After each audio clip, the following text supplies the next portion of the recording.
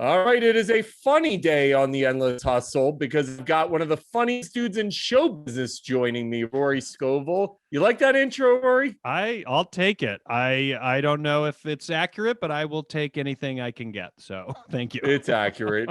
It's accurate. You're hilarious. First of all, dude, congratulations on the new show, Physical. As a kid who grew up in the 80s, I remember this time fondly. It's like the Jane Fonda aerobics era, and you and Rose Byrne absolutely crushed this. And you're like that asshole husband who actually cares, which I love, man. So tell me all about the show and why people should watch it. Let's get the plugs out of the way. Let's do it. I appreciate you saying all that. I love it. Yeah, it's set in the early 80s and we kind of follow well, we don't kind of, we definitely follow Rose Byrne's character Sheila Rubin, who is sort of at a breaking point in her in handling her own demons about her own self-worth, her own self image, body image, all those kinds of things. And yeah, she happens to discover aerobics, not that she discovers that they exist, and it kind of takes her on a whole new path of independence and entrepreneurship and kind of gaining back her true self. And I play her piece of shit husband who is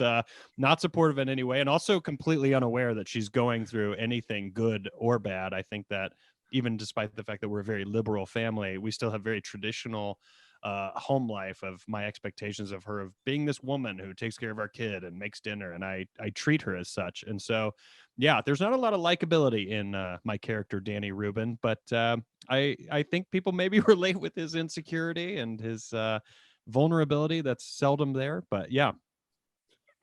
By the way, that was the 80s. So obviously we're in a different age now where It's we true. see It's true. we see female empowerment, and obviously times have changed much more for the better. But Yes. back then, dudes were idiots. I mean, really, this is what the husband was. It was like, you need to stay at home. What do you mean you want to start a business? And to see that depicted, and obviously the way it was back then, but also to understand where we are today, it's Right. refreshing. Rose's character is a breath of fresh air because she really has to fight through this obstacle, aka her husband, also aka the current political landscape and social landscape. Yeah, absolutely. It's so interesting. It's like for some reason throughout history, and it's still ongoing, which is the saddest part in some places and with some people. But yeah, I think at some point men were just like, I am the authority and the power, and I'll decide things. And I think, luckily, when you say your things are turning for the better, it's I think there's now a lot of men going, well, wait, why, why is that? Why is that the case? And how did I get that? And why would I have that? And the way that I was raised and the way I grew up is, that's even if that was a valid power, which it's not, I don't know why anyone would want it. It seems so horrible to possess. So yeah, I think for a lot of people, things are changing for sure. So the first time I became aware of you, and you've been doing this a long time, and you've really broken through, you've gotten to do some really cool stuff. But the first time I became aware of you was when you did the movie with Amy Schumer. And Mhm. obviously, Amy's at the apex at that point. She has become an A-list comedy star, Yeah. bankable.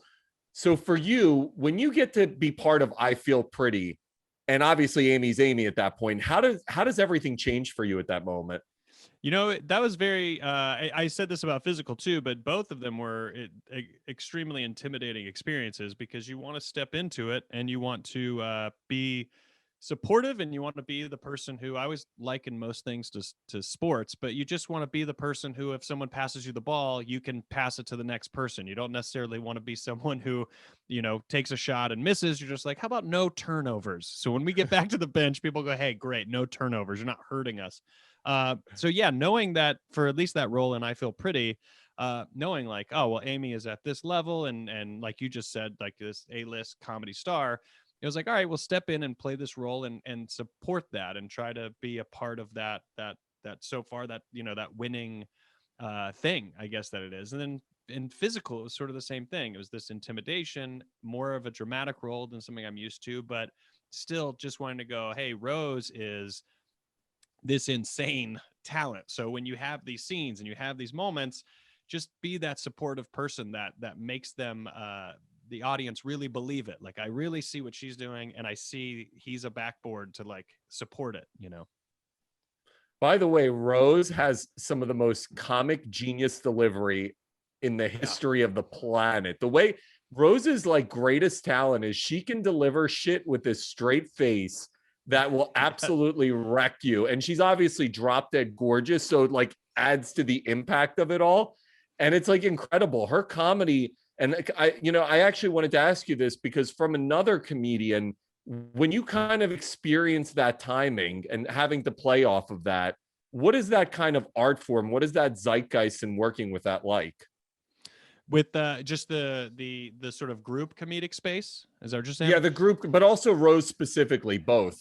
Yeah, it's I think to your first point, yeah, I don't know too many people that can so effortlessly drift in and out of something so darkly dramatic and then so comedic. And she truly pulls it off so wonderfully. I think for me, it's about trying to, at least in a role that's more dramatic, where someone has not asked you to step into a role and be this funny character or be this comedic character that I've been asked to do in other things.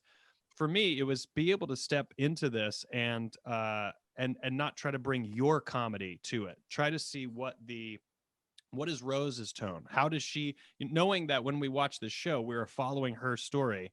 So how is she delivering the jokes? And how do you then go, okay, I know that information, so I'll adapt what I'm doing to it so that when you watch it, it doesn't seem like this sort of selfish, self-centered, hey, look at me effort of like, I'm funny. And so when I get a joke or the opportunity to say a joke, I want to make sure I say it the way that I want to say it. And I will say for someone like me, it almost takes this huge pressure off of it, of just trying to figure out how to blend in of what someone else is already kind of creating and doing and kind of follow their lead, as opposed to feeling this um, pressure of which I'm sure Rose probably felt, when you're the lead of a show and you're carrying a show, to alleviate myself of that pressure and just go, no, she is setting a tone here, so let's try to fit into it. So again, to go back to that believability, that's all I care about the whole time, is when people watch it, they go, I really do believe these two people and I really believe this scene. And you're like, I hope I don't fuck this up. No joke, every single minute. Every single minute my brain is like, just get it right and say it at the right time. By the way, what I equate it to and what you were just describing is, and it's very similar from what I do. Like, I don't write questions. I literally come in. I know certain things that I need to tick off in terms of my checklist during a conversation, but I want it to be as organic and conversational as possible. And I always equate it to it's like being in the Matrix. You kind of like you engage, you're reading and reacting, and acting is exactly the same way. And the way you were just describing it in terms of playing off the lead, that's Right. what I have to do as an interviewer, which is I'm playing off of you or whoever else I'm interviewing. And it's such a cool, it's art. It's really art. And people don't realize it because you're Yes. literally reading and reacting. Yes. I think it's, and also while there is something that feels very difficult about it. The difficult part that I've learned, because, obviously being a stand-up comic, you sort of exist in the space of look at me. And so it's different when you start to, and I'm starting to apply this more to my stand-up, but more the power of listening. And people tell you that your whole life to listen, even as a kid, like just listen, and you don't really know what it means. But even in your experience here and talking about the show, you start to realize that sort of listening aspect, it just makes the whole experience so much easier. And you'll go, oh, the gift is just figuring out what is happening, what is the flow. So yeah, I hear you. Yeah, it's a total art form. By the way, speaking of comedy, you have a stand-up special on YouTube. So Yes. I want to talk to you all about stand-up because I just had Eliza Schlesinger on the show, who's obviously she's now into that Amy Schumer path of like, I'm about to become the biggest star on the planet. And her movie's just out too. Yeah. Yeah, her movie, Good on Paper, giving her a plug in this. Good on Paper on Netflix. I plug other people's stuff when I go on. You never know when you got to call in favors. Hey, Eliza, check out this plug on this other show. You got to roll. Yeah, you got to roll for me.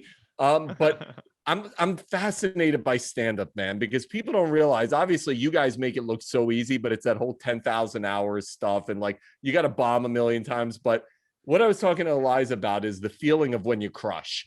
And what is that like for a stand-up? She gave me her kind of orgasmic feeling, but For you, when you crush on stage and you know it and you're walking off, what is that feeling like?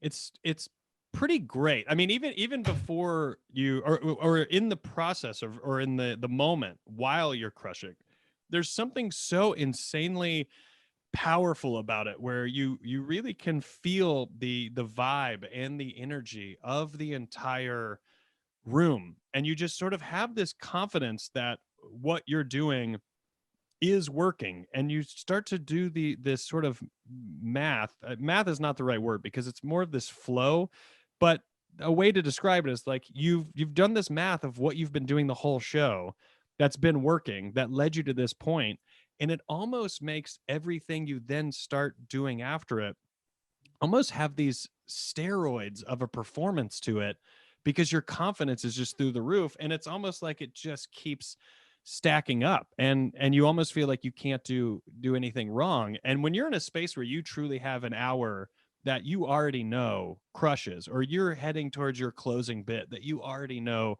crushes, it's almost this sort of neutral zen space of, I set out to do this show and entertain people, and I've now done it at 1,000%, and I already know it's going to close so wonderfully. And it almost just, you're almost not even there. You're almost able to step back because you've said those jokes a million times.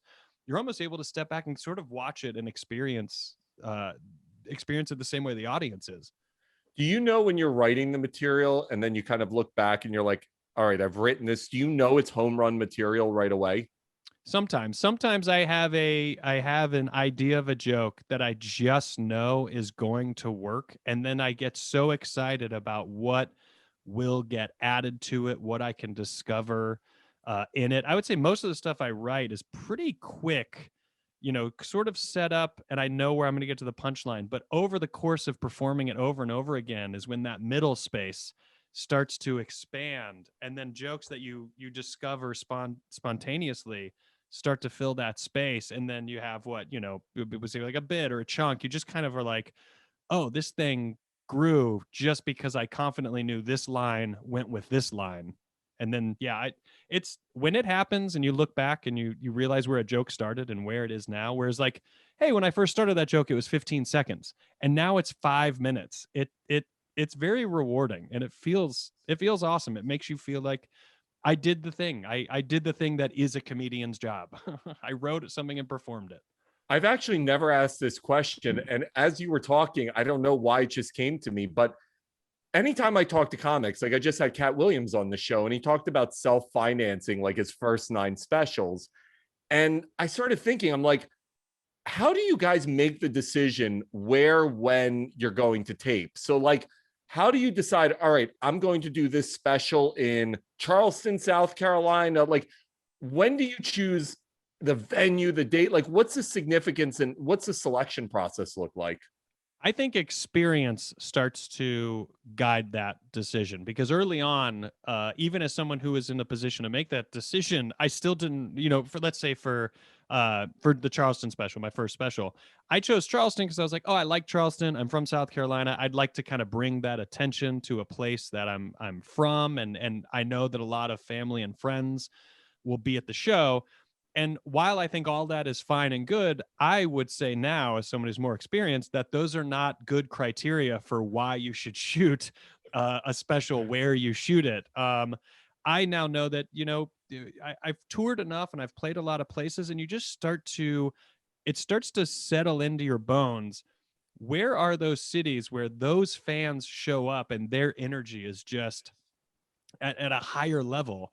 And I would say, as an example, every time I play Toronto, it is just next level fun. And it's not just next level fun, like, oh, I went out and had a good show.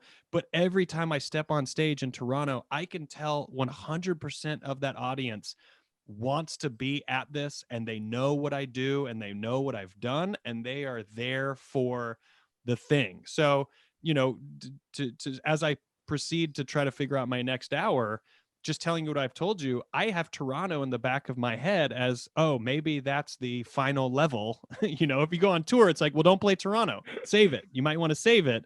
And then the other part of your question, I don't know a lot of the spaces in Toronto. I know where I've played, but I don't know that where I've played is necessarily the place that's best for shooting a special. So the next element is like, all right, if you've got that city, what is that magical theater or that magical space that can be turned into a performance venue where the chemistry is right and your performance it slaughters because you took care of all those things. As in what I just described to you, you can tell that's not what I was thinking about in Charleston. Why Toronto though? Of all cities, like I thought you would say New York, but like Toronto? Yeah, I think the Just for Laughs, they do a Toronto festival, and so I've gone up and done it, and I since performed there, and I've done that festival 2 or 3 times, and it's just one of those places. It's certainly not the only city that falls into this category, but it's always been in the back of my mind where I was just like, oh man, every time I'm here, it's just so much fun. I feel like I give a show that is so well received, and because the energy of the audience is so good, I think it makes that, sort of that zen space we're talking about. It's almost like you're chasing that drug all the time, and you're like, oh, it seems like it might be easier to get that drug in Toronto. So yeah, that's one of those. And I'm sure you had plenty of comedians talk about comedy on state in Madison, Wisconsin. As far as like a comedy club goes, that's a similar vibe where those audiences in that town at that comedy club, they come out and they are there for it, and you feel it. Do you feel, obviously you have a certain brand of comedy, do you feel like certain types of crowds respond better than others? I think so. And I think one thing you learn as you evolve and mature as a comic is that at a certain point, you have to stop trying to read the audience and what you think the show might be that fits this region or this town or this state or these people or this venue. And you just start going, well, what is it that I do? And I just have to put it on the line. And either this place hates it or they love it, And there's also something really satisfying about putting yourself on the line and it not being well received. You then can at least walk away going, well, I gave them the thing that is the thing. I didn't try to find them. They came out to my show, so I gave them the thing that is me. It's very, when it works, it's obviously great, but it also feels pretty good even if it doesn't work. There's a great scene in this fabulous HBO show Hacks. Hopefully you've seen it with Gene I haven't Smart. seen it yet, but I'm so excited. It looks Bro, amazing. it's unbelievable.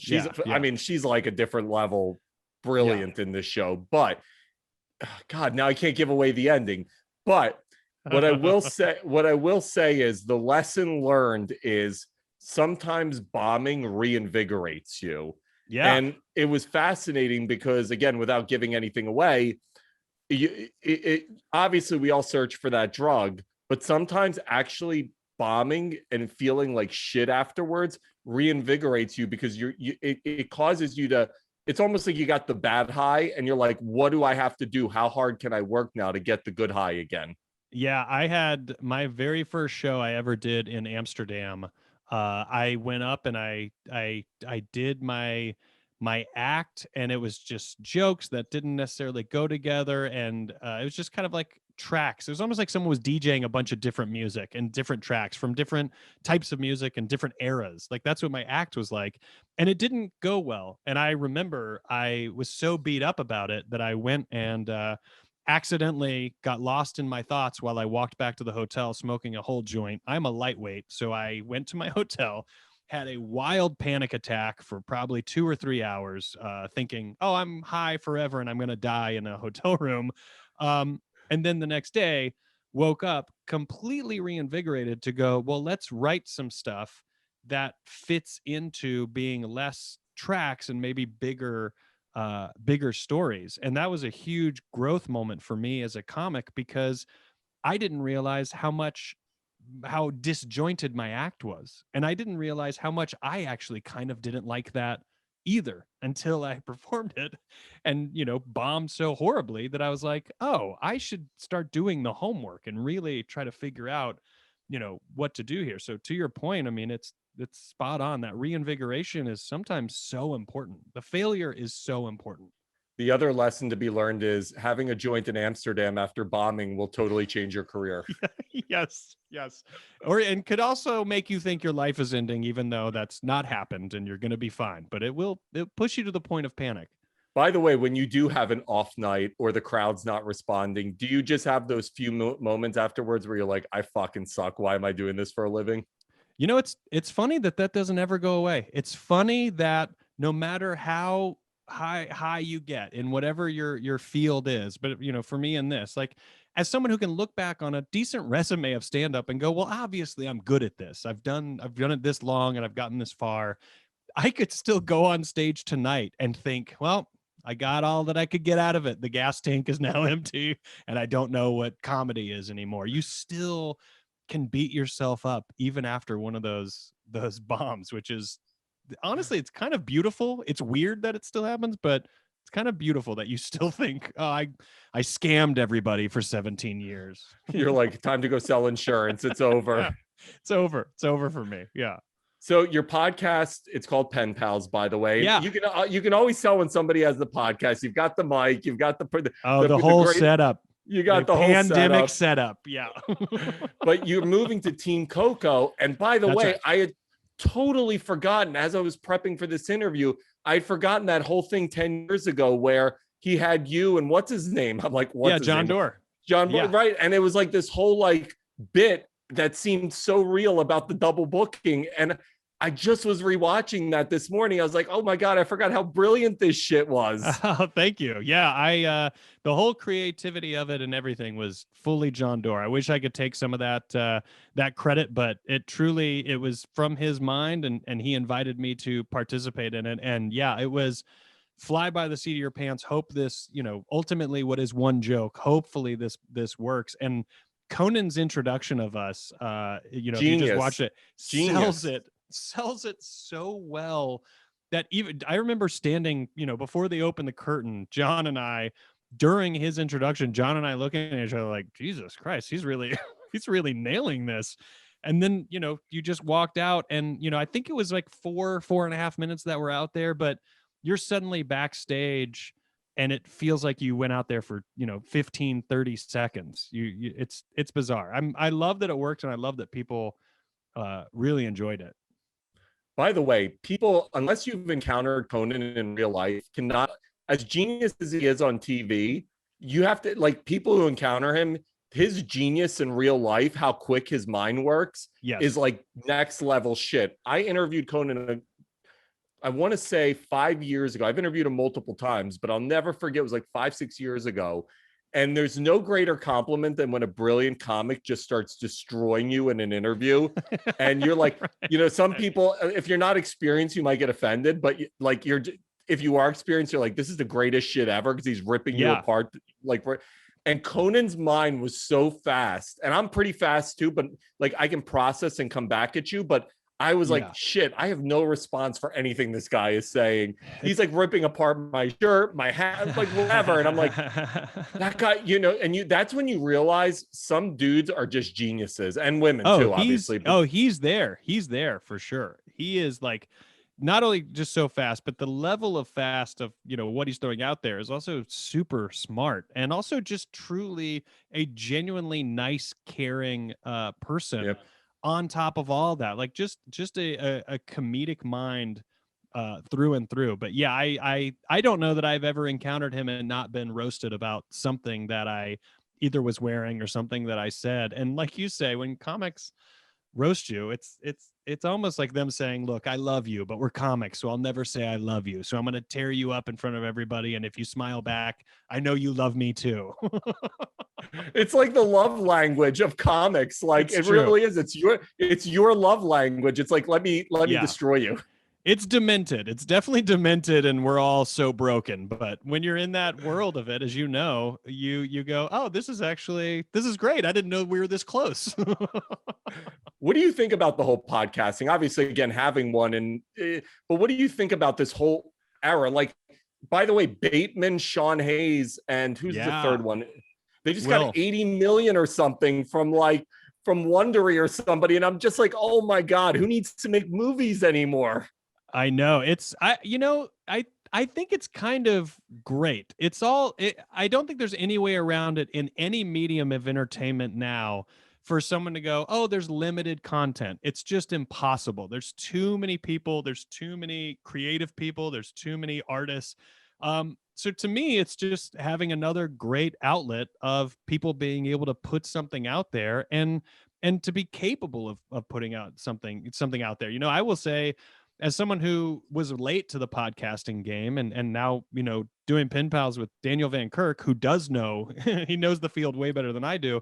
I got to say, having podcasts, especially during the pandemic, was a huge relief to me, because while there wasn't an audience in real time, it still was a space. No matter how many downloads we got, it was still a space to go, well, I can talk into a microphone and get something out there. And if one person really connects with it, then that's still kind of a cool thing that, you know, there's not really an overhead to it. I can just plug this in and start recording and throw it out there. And it's, yeah, I kind of love it. I was probably someone who made fun of it early on, but now it's like, well, who could deny it's an incredibly powerful form of entertainment.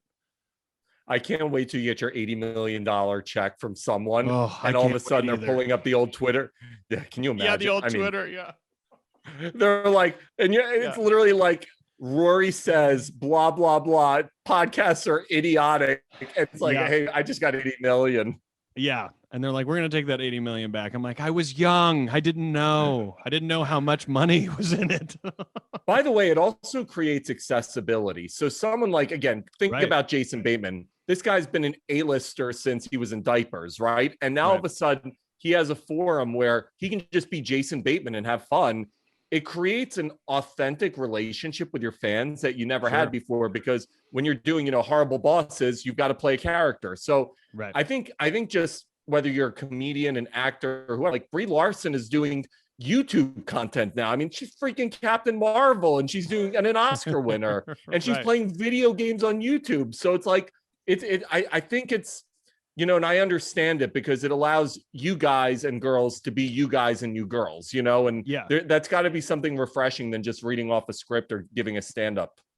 You know, I think so, because all those other platforms and all those other mediums are their own thing. You know, when you get on stage, you're kind of doing something. When you're playing a role, you're sort of doing something. And I think you make a good point. You know, if you do have a connection with, you know, if there are specific fans who are all in for all of the different mediums, I think, you know, it's kind of a great space to get to say how you feel about certain things. You know, on our show, and not to overly plug it, but to say on our show, like, we get into some genuine we get into some genuine, you know, conversations about letters that people have written us. And I have to say, in the 3 years that we've done it, I've found myself out loud talking about pretty serious issues that I've only ever kept in my head. And to say it out loud into a microphone, you almost process it in a different way. And while getting to connect with your fans in a new way, I've heard myself say stuff that I don't know that I really had heard myself say. So I'm almost, it sounds a little cheesy, but you're almost getting to connect with yourself in a different way also. It's paid therapy. You're paying yourself for therapy. True, very, very much so. Yeah. Dude, this has been an absolute pleasure. Congrats on physical Apple TV, Apple Plus, I mean, whatever the Apple TV platform is. Congratulations. It's either way. I got preview episodes. I'm like, this show's fucking great. You and Rose, yeah, actually the chemistry between you two is fantastic. And but just the whole premise, I was like, this is the era I grew up in, and the costume designers, everything is like crushed it. It feels like another show on a different on another streaming platform that will not be named, but Glow was another one that had that same feel, where when you grow up in that era, you know what the hair is, you know what the outfits, and you guys really brought me back. And I was watching and I'm like, this was my childhood. It's a Jane Fonda aerobics, but I think the message behind it is just awesome. And you and Rose really, you guys play well off each other, and I really thoroughly enjoyed the first few episodes. I appreciate that. Thank you. Thank you for saying that. Yeah, I like the fact that it's the 80s and it's not like, hey, let's make fun of the 80s or think it's crazy that it's the 80s. I love that it's genuinely just the 80s, and it looks like, I kind of tell people that it has like a Boogie Nights kind of feel to the tone and the color and the cinematography of it. And that's one of my favorite movies. So when I finally saw a cut of what we were making, I was overjoyed to see that it was even some kind of similarity to that, you know? And you were also like, thank God I didn't fuck it up. Yes, truly. And congrats on the YouTube comedy special. And of course, Pen Pals coming to Team Coke. I want to get all the plugs in there. You're a great dude, man. Congratulations on Physical. Everybody check it out. And thanks for an awesome interview, Rory. This was a blast. Thank you. I really appreciate you having me. So thank you. Thanks, brother. Take care.